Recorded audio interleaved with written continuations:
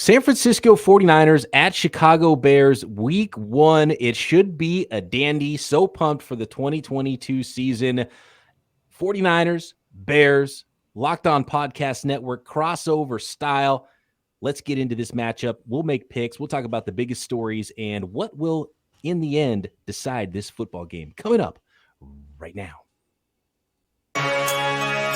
You are Locked On 49ers, your daily San Francisco 49ers podcast, part of the Locked On Podcast Network, your team every day.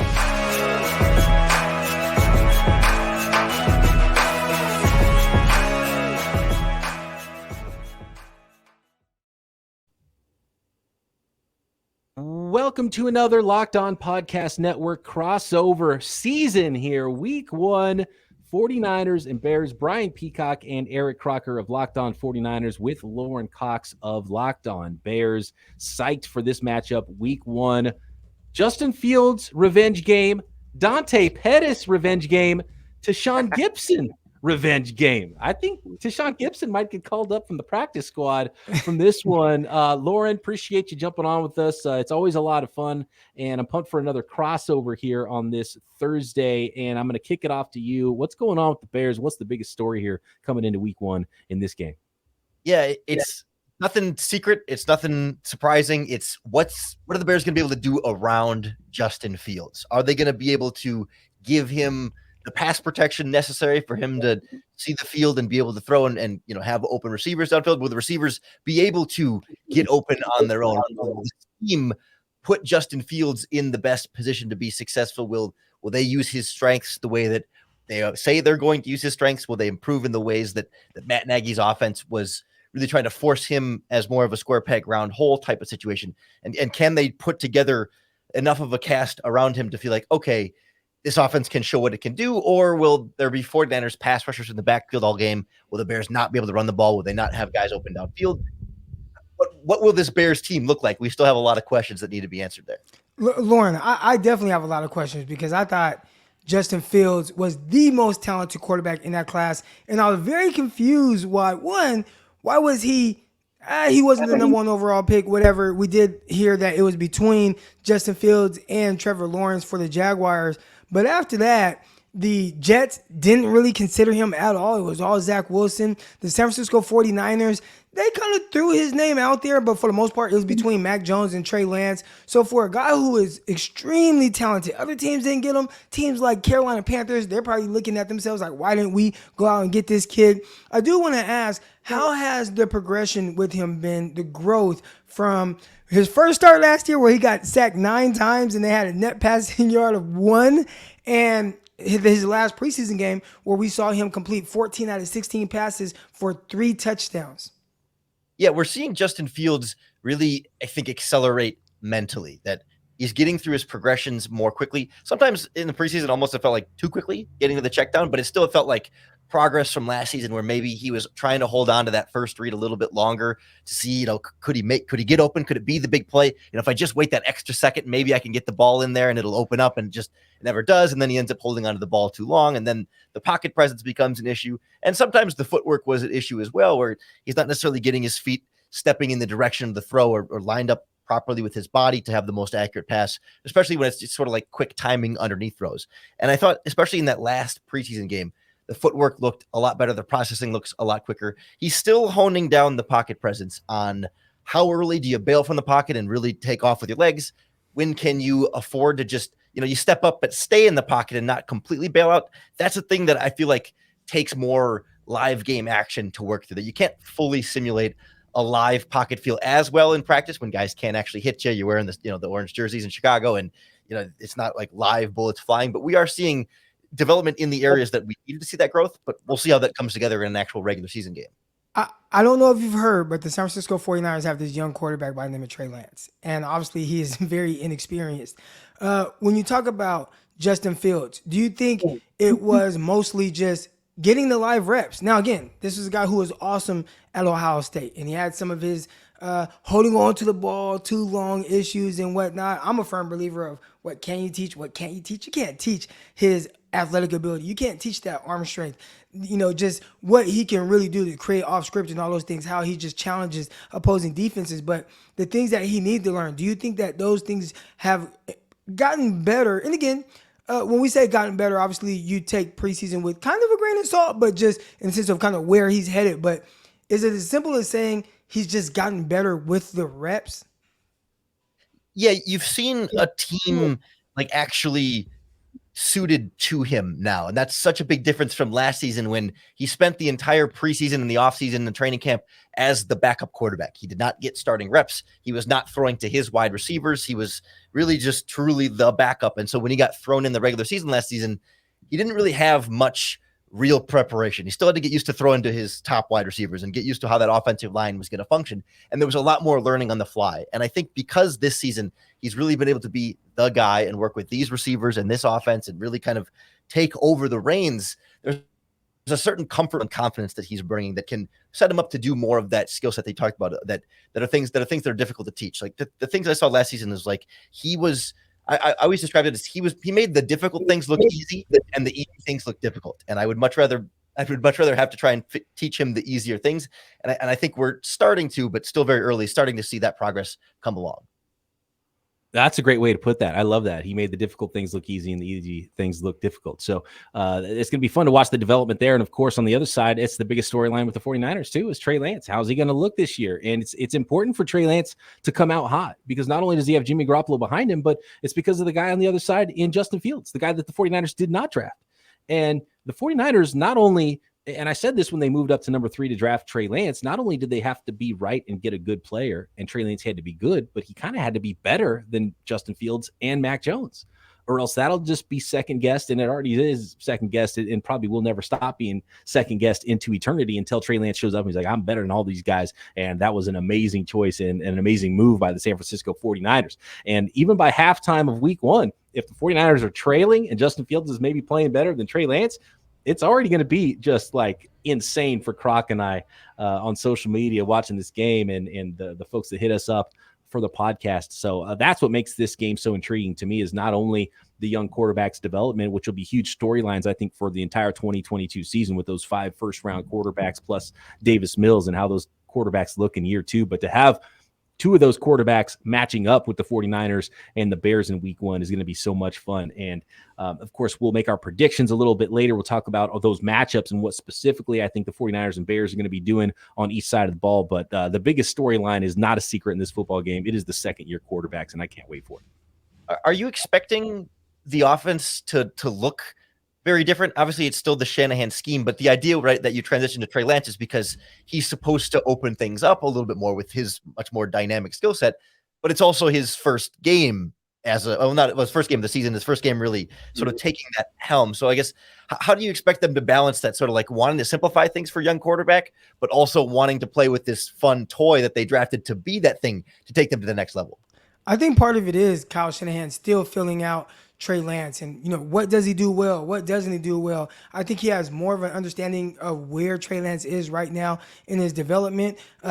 As it pertains to, will the offense look different? I think one thing is extremely clear, whether it's in the preseason or even kind of last year, the 49ers offense with Jimmy Garoppolo is just more condensed. For better or for worse, whatever that is, it's just more condensed. More so, definitely inside the numbers, over the middle, a lot of really quick timing routes. And you still kind of get quick in timing, but with Trey Lance, he definitely has a habit right now, and almost probably like Justin Fields, right? Just holding on to the ball a tick too long. And maybe with more reps, he'll progressively get better with that as his career goes on. But you have seen him work definitely a totally different area of the field than Jimmy Garoppolo. They've taken more deep shots with him. I feel like between the Texans game and what we saw in preseason, that's more deep shots than we saw from Jimmy Garoppolo in the entire season. So you see them trying to stretch the field more and definitely throw outside the numbers a lot more. And that's still an area that Trey Lance is working on, but you see them definitely making that more of a point of emphasis than throwing over the middle. And we've seen Trey Lance do that here and there, but definitely not to the extent of how they did with Jimmy Garoppolo. So, just with how the offense will look, it'll definitely look a little different, but I do believe that some of the concepts are still the same. And to add to that, I do think even if Kyle Shanahan was calling all the same plays, it was going to look different because Trey Lance, as Croc puts it, has those aggressive eyes. And he's going to be making different reads than Garoppolo anyway. And he might even pass up that first little slant if there's a tiny window there where Garoppolo would force that thing in there. And he's looking for that next big thing and maybe extend and make a bigger play. So I think it's going to look a lot different, even if the actual structure of the offense isn't really a ton different. But of course, when you have a quarterback like Lance, I think things will get called different. So who knows? I think it's going to look much more different than even maybe some 49ers fans expect. Next, guys, we've got to talk about the key matchups that will win this game for either the 49ers or the Bears. And of course, make our predictions for week 1 next. But first, let's talk about our newest sponsors at Turo. Turo is the world's largest car sharing marketplace. With Turo, you can book any car you want, wherever you want it, from a community of local hosts. Browse a huge selection of vehicles for just about any occasion or budget, really, across the entire United States, Canada, and the UK. And I know we've got some global listeners here on Locked On Bears and Locked On 49ers, a couple of storied franchises. So over the globe, you can find Turo and get yourself a car when you need one. Book a spacious SUV or a minivan for a family road trip. Get a classic or luxury car for a special event, birthday, or holiday. Find affordable economy cars if you're on a budget and just need to get from point A to point B. Test drive that new electric vehicle you've heard about before you go and make that purchase. Make sure it fits in your everyday lifestyle. Many Turo hosts can even deliver the car right to you. Every trip is backed by liability insurance. Terms and conditions do apply. So ditch those boring rental cars and find your drive at Turo.com. All right. Thanks again, everybody, for making Locked On 49ers and Locked On Bears your first listen every day here on the Locked On Podcast Network. Make sure you're checking out the Peacock and Williamson NFL show and Locked On NFL Draft daily as well. And of course, Lorin's all over the place. I mean, we are all pulling duty here on the Locked On Podcast Network. Keys to victory here are not necessarily keys to victory, more like key matchups. Like what? Let's start with the most important thing. Lorin, from your vantage point, you're in the Bears coaching meetings, offense or defense. You look at the 49ers. Is there something that you're looking at with this team? You're like, either I'm not sure how to win this matchup, or this is a matchup I think we can win and we need to attack it from the Bears' perspective. Yeah, so I think everyone is going to right away circle Nick Bosa versus the Bears rookie 5th-round pick left tackle Braxton Jones, because you'd instantly see. I had a big red circle around that one already. We were going to get to that for sure. Yeah, obviously, on paper, 5th-round pick Nick Bosa, it's a mismatch. There's no denying that. But I don't think, depending on what happens with the Bears health-wise, which they're still determining what this offensive line is going to look like, because the man they signed to play center, Lucas Patrick, as a free agent, broke his thumb early in training camp or had some kind of fracture in there and had surgery and is back at practice, but he's wearing a cast on his snapping hand. And so they're not sure, is he going to play center and try and snap with a cast? Do they just put him on the bench? Do they put him in at right guard and put Tevin Jenkins on the bench?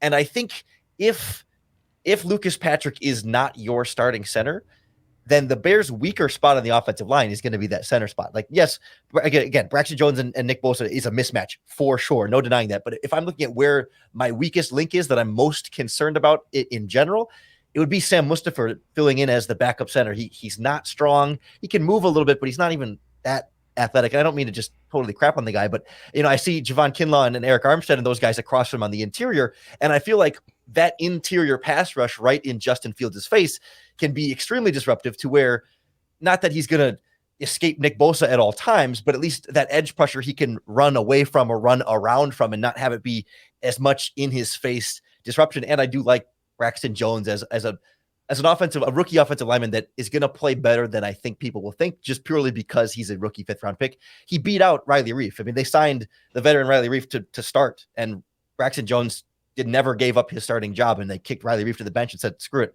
we're rolling with Braxton Jones. Again, I'm trying to be careful to say Bosa's going to win that matchup, but I'm more concerned about that center if it's not Lucas Patrick. And even if it is Lucas Patrick with a cast, there's still going to be some concern there on that pressure right up front for the Bears offensive line trying to protect Justin Fields. What are you seeing on the 49ers side? Yeah, looking at the 49ers defense against the Bears offense, that was obviously a big one, is Nick Bosa. And are they just going to be chipping him all day? And if that's the case, can the rest of the line win if they're putting too much of an emphasis on that?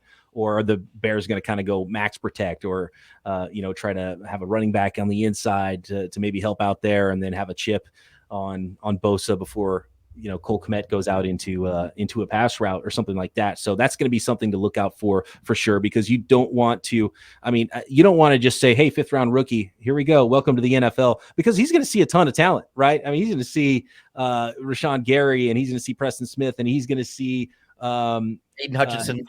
Aiden Hutchinson and Donnell Hunter, and I mean, just the list goes on. It's like every team's got a freak at defensive end. So have fun, rookie, right? And I love what I've seen from Braxton Jones, by the way. It was a great pick by the Bears. So you just need him to hold his head above water, but I think it's too much to ask to not help him out as much as you possibly can, and just make sure you try not to make that a clear L for your football team every week, or you're going to be in trouble until he's ready to go be out there on an island by himself. But what I'm really looking for is the changes in this Bears offense.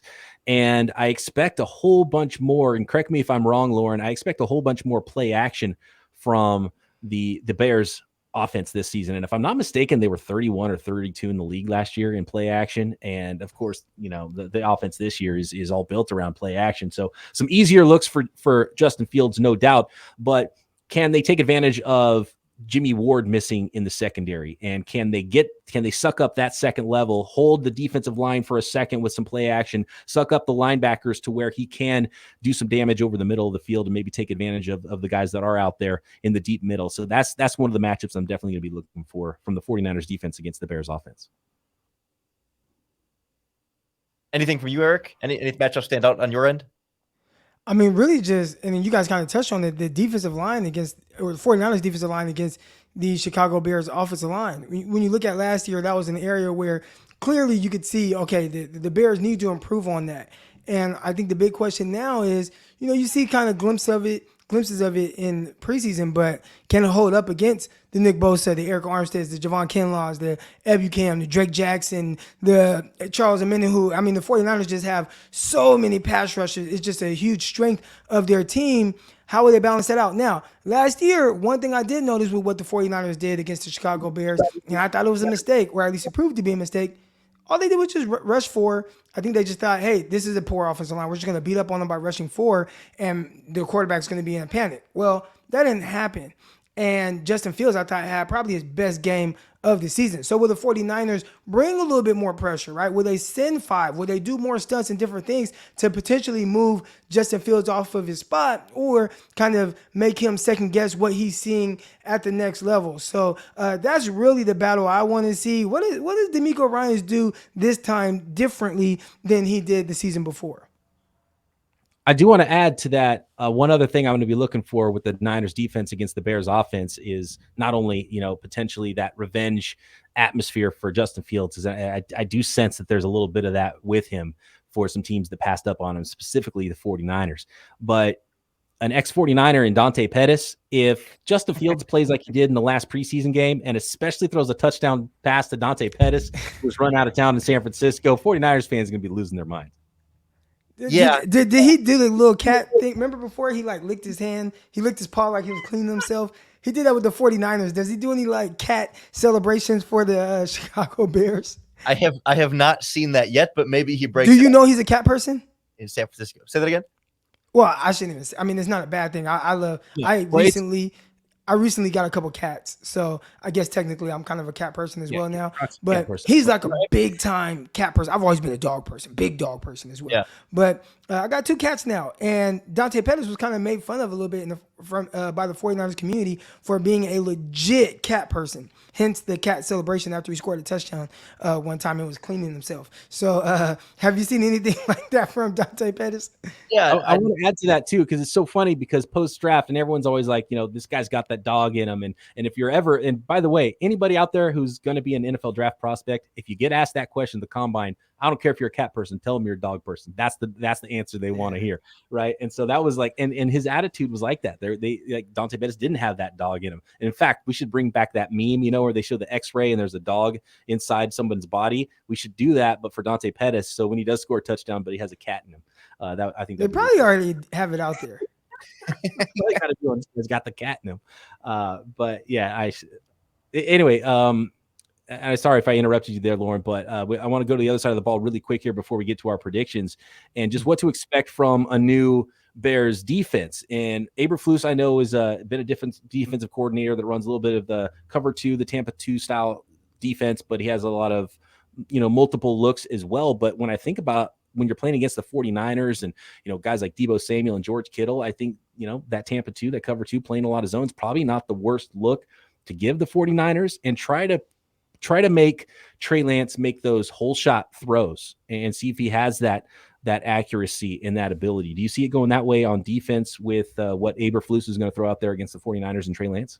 Yeah, definitely. They like to do a lot of that too high shell, and they'll rotate in and sometimes out of it, but definitely on first and second down. Third downs they'll go into a lot more like single deep man coverage and some cover 3 on the outside. But the Bears are particularly going to be betting on their speed that they have defensively. That your nickel linebackers, which even especially in Eberflus's defense, they just don't go into base much at all if they can avoid it. So it's going to be Nick Morrow and Roquan Smith, 2 of the faster linebackers in the NFL, and they've been playing their rookie Kyler Gordon as a primarily a slot quarterback. So they really feel like they can stick with guys across the middle of the field, and then they're just kind of banking on Jalen Johnson on one side, on the outside, and probably Kindle Vildor still as the outside cornerback on this side. And that's where I'm most concerned about things sort of breaking down for this Bears defense. But Eberflus's scheme is a lot more simplified for these guys. The Fangio defense, which 49ers fans I'm sure are well familiar with, it asks the defensive backs to read so much more and to think so much more on the field. And obviously you can disguise things more effectively and throw some different things at quarterbacks that way, but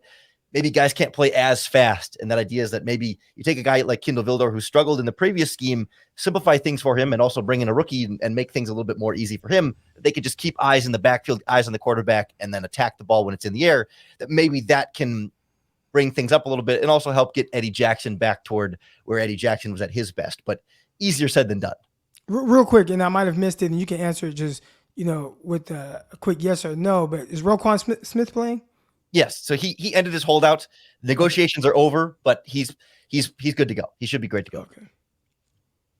And he'll have his eyes, no doubt, if they're playing a lot of zone, on young Trey Lance if he tries to get on the move. So that'll be fun to see Roquan Smith trying to run down Trey Lance if he is on the move and trying to scamper around and make plays with his legs. Okay, guys, we're at that portion of the podcast. Next, we've got to make some predictions.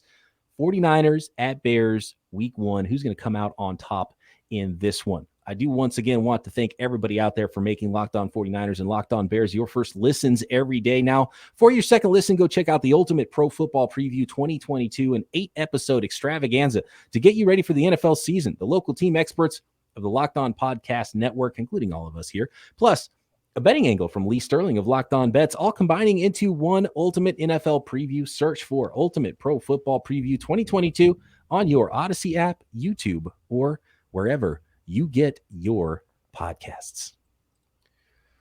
All right. Croc, I'm going to go to you since we're the visitors here, technically. 49ers at Chicago Bears. And real quick, Lorin, before I make my prediction, I gotta go to you, and you can do your best meteorologist. What are we looking for with the weather? I've seen there's maybe some rain, maybe 75 degrees and rainy. Is that what it's still looking like on Sunday at Soldier Field? Yeah, that's what I've seen, but we've definitely had a summer of, you don't know that it's going to rain until you get real close to it raining. So I'm anticipating it's not going to be anything too disruptive. And I will say the Bears just put in a brand new grass, a new style of grass that they've never had at Soldier Field before. That's supposed to be a little bit slicker, a little bit faster to allow them to play quicker and hopefully have less of the slips and bruises that they've had even already in the preseason. So fingers crossed there. All right, Croc, as a visitor and someone who might be in the building watching this Bears and 49ers matchup, you're going to be there? Did you get those tickets? Oh, man, shout out. Oh, man, I got to shout him out. Hold on 1 second. 1 second. Or did you get yourself a credential? That's the way you should have gone. Nah, I didn't. I did not get a credential, but shout out to Thomas Payne, man. Thomas Payne came through, said, Croc, we're coming from San Jose. We got an extra ticket. Here you go. Didn't charge me anything. He's a listener of Locked On. He said he didn't want anything. He just said, thank you for all the great work on Locked On 49ers. So shout out to Thomas Payne, man. He came through with the ticket. Dang, that's some love right there. That's fantastic. That is love. That is love. I appreciate it, Thomas. Croc, what do you think you're going to see on Sunday? 49ers or Bears victory in week 1? This is a tough one, right? Because, obviously 49er fans, super confident heading into this game. And you look at that, it's like, oh man, 49ers, they're just better than the Bears. And I would say on paper, the 49ers do have a better roster, but we've seen a lot of weird things happen week one. And you are taking on a team that has an entirely new coaching staff. You don't know exactly what they're going to try to give you from their philosophy. Maybe you can dig and see, okay, what is Eberflus? What does he like to do and whatnot? Maybe you have an idea, but maybe he hasn't had a quarterback quite like Justin Fields. So he's dialing up some different things. I would say, even then, I have to give the edge to the 49ers for a couple reasons. One, they just have more better players just across the board. And that's tough to overcome. So for Chicago to win, they just need a lot of bad to happen, a lot of bad from Trey Lance, a lot of bad from the offensive line, a lot of bad from the defense. I don't quite see that happen. But again, I'm not knocking the Bears. I think that they are going to sneak up on some people. I think they're going to be very competitive, and they look to be very well coached. I'm intrigued to see how it all plays out. But when you look at the weapons, I like Cole Kmet. I like Darnell Mooney. I love Justin Fields. And I think those three right there, dynamic. Are they enough to really take on an entire 49ers roster? And I think that's where things get a little difficult. So even with the weather and hopefully the more it rains, I think that kind of benefits the 49ers, who all they want to do is run the ball and play great defense anyways. I give the edge to the 49ers. If I had to guess, I say the 49ers win 17-23. All right, Lorin, it is a 7-point line right now that the 49ers are favored on the road. You kind of like those home dogs if you're a bettor. Is this where the Bears come out and sneak attack somebody who's coming in and thinking they're the better football team on Sunday? Maybe when it comes to a 7-point spread, but I would not pick the Chicago Bears straight up. And I think that's, from there, it's anybody's guess. But no, I agree with you, Croc, that like there's a very clear talent deficiency between these two teams. And I think real quick, Lorin, and sorry for cutting you off. It's a talent deficiency based on what we know, right? Sure. But there is a chance that the Chicago Bears have some guys that rise to being heroes. And the 49ers were in this situation, just a couple years ago, 2019. Nobody expected the 49ers to go to the Super Bowl. Next thing you know, they start the season 8-0, right? So there is kind of this odd chance that all of a sudden the Bears can just have this sneak attack, and all of a sudden guys that you think were just question marks and you're trying to figure out the center position and all these other guys got these rookies here and there. Maybe they just play their best football ever and can beat the 49ers. But yeah, there is a talent difference between the two teams. And like you said, like weird things happen in week one every season where like really bad teams will beat really good teams. Like when the season's all said and done, you look back and say, how did that team beat that team in week one? Because weird things happen. So you never say never, but I think it would take like some like a couple of Trey Lance interceptions or a fumble or something like that, and the Bears having to play kind of a low scoring, kind of tough, slob it out, back and forth, punch in your mouth type football game. And it would take it'd be like a 17-14 kind of thing if they were to somehow pull off the upset. There's not a pop. I don't see a range here where like somehow the Bears just come out and just light it up and the 49ers are just unable to prepare for it. But no, I think for sure 49ers win. I don't think it'll be anything too crazily one-sided, but something like a 24-14 or a 24-17 type thing feels to me about where and real quick, one more thing on that. Last season, I mean, the 49ers are going in as the heavy favorites, and I believe they ended up covering the spread. But early on, not even early on, late in that game, I think heading into the fourth quarter, the Bears were up. I think they were either tied or up by 1 point. So this is a Bears team that probably has confidence looking back to 2021 saying, hey, look, we played those guys tough. And that was with Jimmy Garoppolo. And if I'm them, I'm looking at it like, dude, it's a couple plays from Deebo Samuel. That's how they ended up really getting ahead there with a 83-yard screen that Deebo took to the house on 3rd and 20 and a deep ball right before the half. So, hey, if we don't get those plays, maybe this outcome is a lot different. If I'm Bears players, and obviously you got to play your best ball, I'm looking at that as like, hey, these guys are beatable. And on paper, the Bears are undermanned, and we're going 3 for 3 here. I definitely got to pick the 49ers. I think the Bears can keep this close, especially early. And I look at Justin Fields and his development into year 2. If he is that guy, a rising tide lifts all boats, right? And if you have a better quarterback, you have a better head coach, you have better schemes on offense and defense, all of a sudden, that is a huge difference in a football team that played the Niners really tough last year.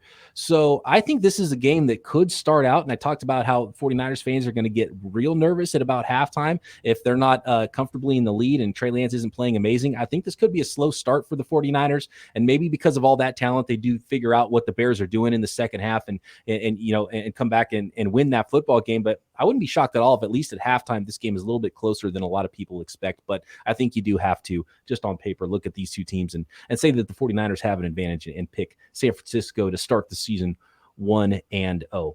Okay, guys, just to recap a little bit of what we're talking about here with this matchup. Clearly, key number one with the 49ers at the Chicago Bears in week 1 is the two young quarterbacks, the second-year quarterbacks, the number 3 pick in the draft and the number 11 pick in the draft that is famously not the number 3 pick in the draft. I mean, that's such a great storyline. Both these guys are so talented. I think they both have their heads screwed on well, and I think they're both going to be really good quarterbacks in the NFL. Is maybe Justin Fields, now that he got kind of beat up and he had that 8-sack game as a rookie and then came out of it okay and looked better towards the end. Was it 9 sacks? Yeah, it was 9. Oh my God. 9. It was like 1 net yard, right? Yeah. Something like that. it's pretty amazing. That's like the tough thing too when you look at Trey Lance and his inexperience. I'm always saying, like, dude, there's gonna be ups and downs. And you look at Justin Fields, and I'd assume Justin Fields is better for the ups and downs that he took as a rookie.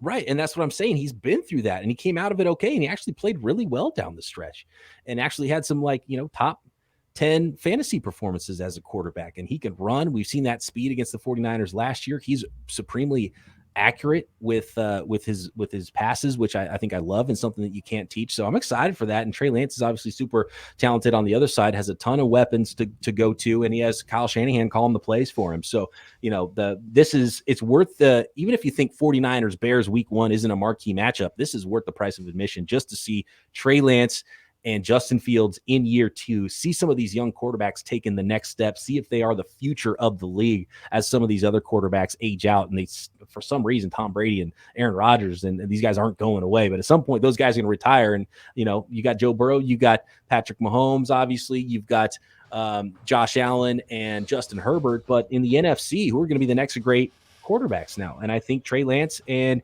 Justin Fields have a really good opportunity to be those guys. So that's what's going to be fun to watch all season long, even if the Bears aren't winning a ton of games this year. And I think both teams are coming to this game saying, ideally, we want to run the football and put as little pressure on our quarterback as possible. I mean, both of these groups want to run the ball and play defense. And it's going to be hard for both teams to do that effectively for 4 quarters, right? Like eventually someone's going to get ahead, and which is going to be have to be the first team that has to pass, which is going to be the first team that has to get one-dimensional. And then when you do get one-dimensional, which young quarterback can overcome that can be in a more predictable offensive position and have more of that pressure on their shoulders, and can they overcome that and push their team over the top? I tend to think that the 49ers will be more inclined to be able to stay in the offense they want to be in. And then it's on Justin Fields to try and be the hero. And can his receivers pick up and kind of help carry him to where he needs to go there? Can the offensive line do enough for him? And I think those are questions that are going to be longer term answers here. And certainly we won't get definitive answers on a lot of this Bears team just from that first game this season. Croc, I got to ask you before we go here, in the first step to Nick Bosa's Defensive Player of the Year award this year, how many sacks does he come home with on Sunday? He's prime. I mean, this is the best version of Nick Bosa we've heard about, we've seen. I mean, dude has like 2% body fat. And if you have question marks at any of your tackle spots, I mean, this is the wrong guy to go up against right now. And I think there's some disrespect that he's feeling by getting 0 votes for Comeback Player of the Year last season. I would hate to go up against Nick Bosa right now. 3 sacks for him. Now, maybe the rest of the line gets 0 sacks, but Nick Bosa is going to get his. And you said questions at the offensive tackle positions. How about questions at both offensive tackle positions? Yeah. You should go for it. Yeah, it's like, okay, you want to chip me on this side. Well, how many tight ends are you going to put in the game? Because I'm going to go over to this side too. So, yeah, it's going to be fun to see how the 49ers rotate. Bosa's side every play. Wherever he is, make sure the tight end's over there. Just put Darnell Mooney as far out towards the sideline as you can. Put 3 tight ends in the game. Max protect everybody and see if you can pop one over the top. Yeah. There's your game plan right there. There you go. That's a fantastic game plan from Brian Peacock. I don't think Luke Getsy's going to be listening to that one. All right, it's going to be a fantastic one. I am so pumped for the 2022 season and the kickoff Sunday when the San Francisco 49ers visit the Chicago Bears. Always a fun time chatting with you, Lorin, and I wish you all the luck and an exciting 2022 season ahead. I want to thank everybody for making Locked On 49ers and Locked On Bears your first listens, and we'll talk to you next time right here on the Locked On Podcast Network.